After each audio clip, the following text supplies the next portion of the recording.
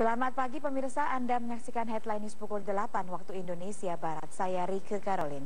Aksi penyerangan yang dilakukan penyelundup terhadap kapal patroli Bea Cukai Teluk Nibung kembali terjadi di perairan Kuala Bagan, Asahan, Sumatera Utara.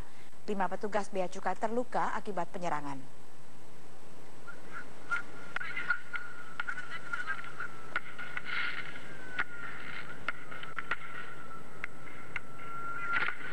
Inilah pemirsa video amatir yang merekam aksi penyerangan terhadap kapal patroli Bea Cukai Teluk Nibung saat akan menangkap 3 buah kapal yang diduga membawa barang selundupan pada Selasa sore. Upaya petugas Bea Cukai mendapat perlawanan dari puluhan orang yang mengawal kapal penyelundup tersebut. Kelompok penyelundup melempari petugas menggunakan obor dan petasan. Kapal patroli Bea Cukai nyaris terbakar akibat aksi para penyelundup. Dan 5 orang petugas Bea Cukai mengalami luka bakar akibat terkena lemparan obor. Kurangnya personil Bea Cukai membuat 3 kapal yang membawa barang selundupan tersebut berhasil lolos dari sergapan petugas. Aksi penyerangan terhadap kapal patroli Bea Cukai di Teluk Nibung sudah terjadi beberapa kali. 5 petugas kita yang terbakar, jadi terluka karena terbakar api. Karena kita kalah jumlah, mereka 3 kapal, kita sama 1 kapal, personil terbatas, perlawanan sangat keras, senjata mereka juga komplit, ya terpaksa kita tidak bisa menangkap, ya lepas akhirnya sasarannya. Masih dari Sumatera Utara pemirsa, cuaca ekstrim hingga kini terus menghantui warga Binjai. Pemerintah Kota Binjai pun menyiagakan petugas 24 jam untuk mengantisipasi bencana.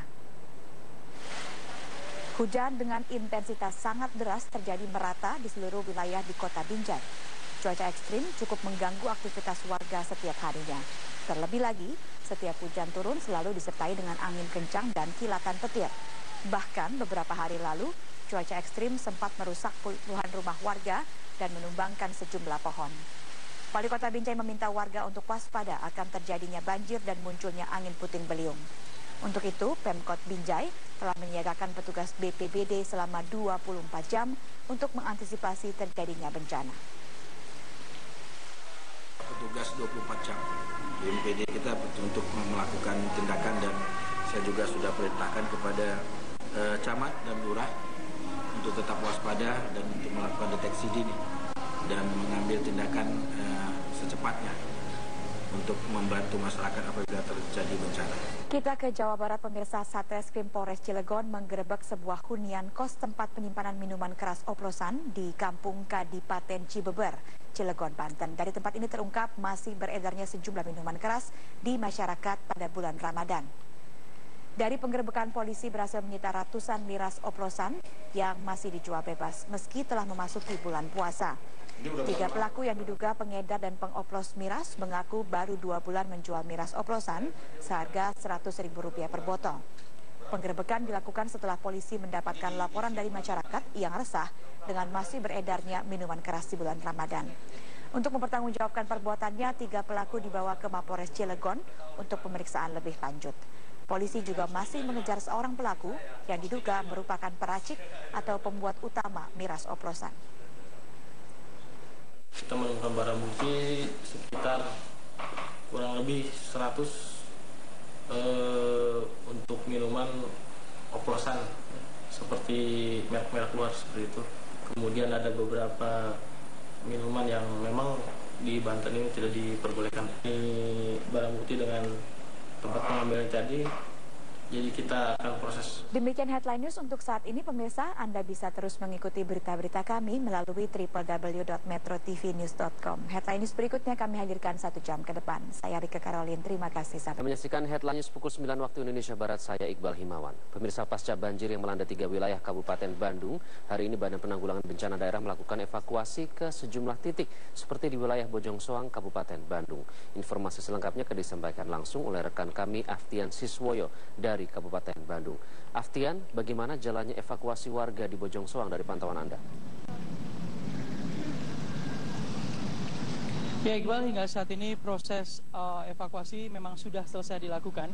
Namun yang menjadi kendala salah satunya adalah adanya penumpukan kendaraan yang terjadi mulai dari kawasan Buah Batu hingga Ciparai yang menghambat proses evakuasi ini, karena memang kemacetannya terjadi kurang lebih sepanjang 5 km, dan ini merupakan gambaran dari evakuasi yang dilakukan untuk menyelamatkan warga yang berada di wilayah Bojong Soang akibat banjir yang merendam kawasan ini dari ketinggian 50 cm hingga 2 meter. Dan proses evakuasi ini sendiri, Iqbal, dibantu oleh Badan Penanggulangan Bencana Daerah Kabupaten Bandung yang bekerjasama dengan masyarakat setempat di Bojong Soang ini untuk mengevakuasi adanya warga yang memang masih mencoba bertahan di rumah mereka.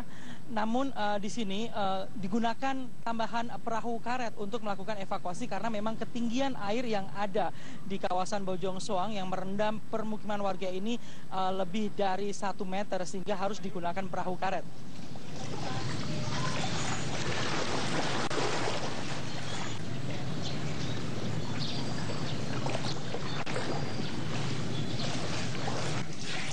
Bu, beli kapayun, Bu.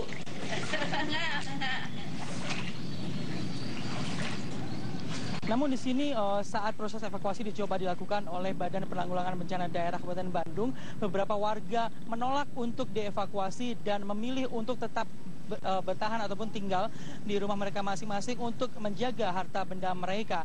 Dan Iqbal, sebagai tambahan informasi, selain merendam kawasan permukiman, banjir yang terjadi di Kabupaten Bandung, tepatnya di 3 wilayah yang ada di kawasan Kabupaten Bandung ini, ternyata juga membuat jembatan Cipurut roboh. Jembatan Cipurut ini merupakan jembatan yang dialiri oleh aliran sungai Cikapundung, yaitu anak sungai Citarum, yang merupakan jalur alternatif penghubung dari Dayakolot, Bojong Soang, Buah Batu untuk menuju ke kota Bandung. Sehingga saat jembatan ini roboh mengakibatkan penumpukan kendaraan yang saat ini tempat saya berdiri, yaitu yang menuju dari arah Buah Batu menuju Ciparai ataupun arah sebaliknya, menjadi menumpuk dan menghambat aktivitas warga.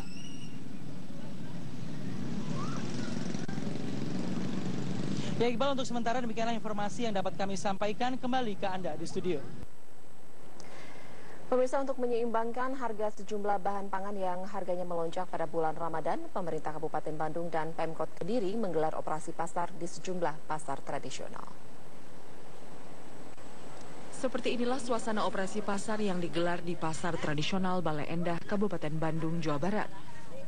Puluhan warga rela mengantre untuk membeli bahan kebutuhan pokok seperti gula, minyak goreng, dan terigu yang dijual dengan harga yang lebih murah. Operasi pasar ini digelar Dinas Koperasi, Industri, dan Perdagangan Kabupaten Bandung untuk menyeimbangkan harga bahan pokok yang selalu naik pada bulan Ramadan. Operasi pasar murah di sejumlah pasar tradisional akan menjual kebutuhan pokok lainnya seperti daging sapi, bawang merah, dan beras yang juga melonjak harganya. Ini bertujuan agar kebutuhan masyarakat dapat terpenuhi di saat bulan Ramadan dan menjelang Hari Raya Lebaran nanti. Ratusan warga kota Kediri, Jawa Timur rela antre sejak pagi dan berdesak-desakan demi mendapatkan bahan pokok dengan harga yang lebih murah.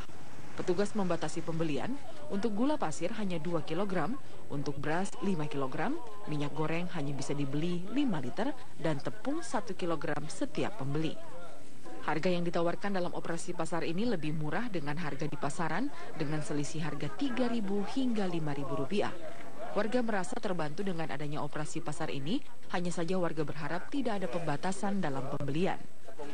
Dalam operasi pasar ini, pemerintah Provinsi Jawa Timur menyediakan 850 kg gula, 500 kg beras, 600 liter minyak, 100 kg tepung yang dijual dalam 2 titik setiap harinya. Operasi pasar ini akan digelar hingga 1 Juli mendatang. Tim Liputan Metro TV. Perusahaan daerah Pasar Jaya menggelar pasar murah serta melakukan operasi pasar dengan menjual kebutuhan pokok. Kegiatan ini diharapkan dapat meningkatkan kemampuan masyarakat untuk dapat membeli kebutuhan bahan pokok dengan harga murah pada bulan Ramadan hingga Lebaran nanti. Informasi selengkapnya kita akan bergabung dengan Clemencia Michelle yang akan melaporkan langsung dari Pasar Tomang Barat. Ya Michelle, berapa pasar yang dilibatkan dalam kegiatan ini dan sejauh apa harga jual kebutuhan pokok ini dapat ditekan oleh pasar murah tersebut?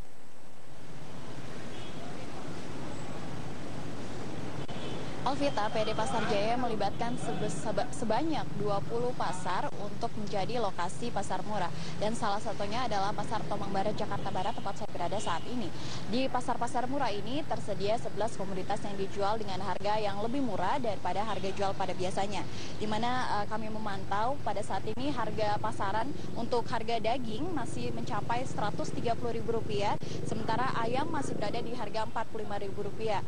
Untuk di pasar murah, para konsumen dapat membeli harga daging dengan Rp78 sampai Rp89.000, sementara ayam dapat dibeli dengan Rp29.000 per kilogramnya. Sementara itu untuk bawang merah di pasar murah ini tersedia dengan harga Rp27.000, padahal biasanya bawang merah masih dijual dengan harga Rp45.000.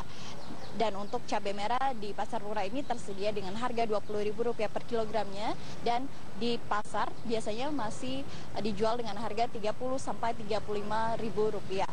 Di pasar Tomang Barat, pasar murah Tomang Barat ini beberapa komoditas telah habis terjual, dan sisanya yang dapat dibeli oleh para konsumen pada hari ini adalah daging paha depan, paha belakang, cabai merah, minyak goreng, dan juga ayam. Kondisi ini terjadi akibat antusiasme masyarakat yang terjadi sejak hari Sabtu lalu. Dan berikut adalah pernyataan dari James Silalahi, koordinator tim pasar murah di Pasar Tomang Barat terkait dengan hal tersebut. Itu cukup senang, cukup gembira, terutama terhadap harga yang di bawah dengan harga pasar. Terutama harga-harga daging yang menurut mereka itu terjangkau. Paha belakang itu 89, paha depan 85, dan daging sapi FQ untuk tulang sop itu 78. Mereka sangat senang.